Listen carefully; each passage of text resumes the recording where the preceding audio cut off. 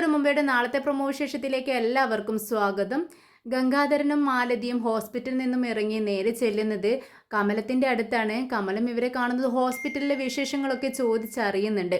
ഉടനെ തന്നെ ഗംഗാധരനും ചോദിക്കുന്നുണ്ട്, അല്ല നമ്മുടെ വൈജയ്ക്ക് ഇത് എന്തു പറ്റി, എന്താ വൈജയുടെ പ്രശ്നം? വൈജ ഹോസ്പിറ്റലിൽ നിൽക്കുന്നത് വളരെ ടെൻഷനായിട്ടാണ്. ഇതിനെക്കുറിച്ച് എന്തെങ്കിലും കമലത്തിന് അറിയാവോ എന്ന് ചോദിക്കുകയാണ്. അപ്പോൾ കമലം പറയുന്നുണ്ട്, അത് വൈജയ്ക്ക് ആകെ ഒരു പ്രശ്നം മാത്രമേ ഉള്ളൂ. അവിടെ ഒരു വേലക്കാരി ഉണ്ടല്ലോ, അലീന, അതാണ് അവളുടെ പ്രശ്നം. അല്ലാതെ ഒരു പ്രശ്നമില്ല. അവൾ വന്നതിന് ശേഷമാണ് വൈജ ഇത്രയ്ക്കും പ്രശ്നക്കാരിയായി തുടങ്ങിയത്. പിന്നീട് ഗംഗാധരനും മാലതയും കൂടി കമലത്തിൻ്റെ അടുത്ത് ഓരോരോ വിശേഷങ്ങളൊക്കെ ചോദിച്ചറിയാണ്. വൈജയുടെ പ്രശ്നങ്ങൾ, വീട്ടിൽ അലീനയുമായിട്ടുണ്ടായിരുന്ന പ്രശ്നത്തെക്കുറിച്ചൊക്കെ എങ്ങനെയായിരുന്നു എന്ന്. കമലമാണെങ്കിൽ തുപ്പും തുങ്ങലൊക്കെ വെച്ച് കുറച്ച് കൂട്ടിയും പറഞ്ഞു കൊടുക്കുന്നുണ്ട്. ഈ അലീന എന്ന് പറയുന്നത് അത്ര ശരിയായി അവളൊന്നും അല്ല, അവളൊരു പ്രശ്നക്കാരി തന്നെയാണെന്ന് വീണ്ടും പറയുകയാണ് കമലം. ഇത് കേട്ടതും ഗംഗാധരൻ പറയുന്നുണ്ട്, അതെന്താ കമലം നീ അങ്ങനെ പറയുന്നത്?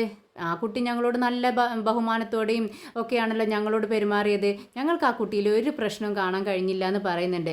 ഉടനെ കമലം പറയുന്നുണ്ട്, അതെ, നിങ്ങളിപ്പോൾ വന്നതല്ലേ ഉള്ളൂ, ഞങ്ങളിൽ ഇത്രക്കാലം അവളെ സഹിച്ചത്, അതുകൊണ്ട് അവളുടെ സ്വഭാവം എന്താണെന്ന് ഞങ്ങൾക്കറിയാം. അങ്ങനെ പലതും ഞങ്ങളും അറിഞ്ഞിട്ട് തന്നെയാണ് ഇങ്ങോട്ടേക്ക് വന്നതെന്ന് ഗംഗാധരനും പറയുന്നുണ്ട്. പിന്നെ അലീന ഇങ്ങനെ പ്രാർത്ഥിച്ചുകൊണ്ടിരിക്കുകയാണ്.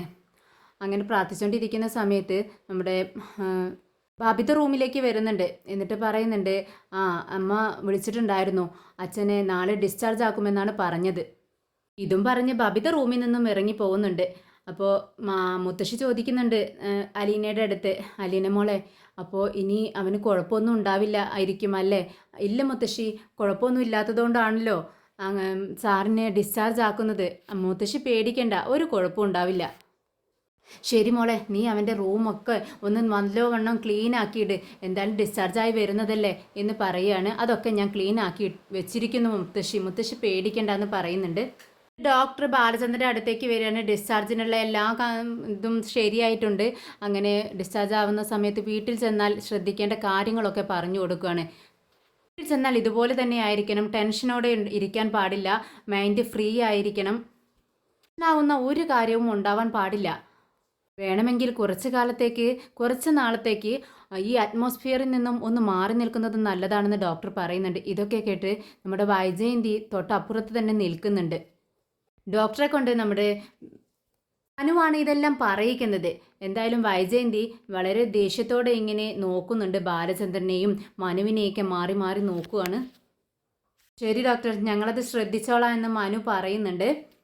ഗംഗാധരനും മാലതിയും അലീനെക്കുറിച്ച് അറിയാൻ തന്നെ തീരുമാനിച്ചിരിക്കുകയാണ്. അങ്ങനെ മാലതിയോട് കമലത്തിനോട് വീണ്ടും ചോദിക്കുന്നുണ്ട്, ഈ അലീന ഇങ്ങോട്ട് എത്തിയതിനെക്കുറിച്ച് നിങ്ങൾക്ക് എങ്ങനെയാ വല്ല അറിവുണ്ടോ എന്ന് ചോദിക്കുകയാണ്.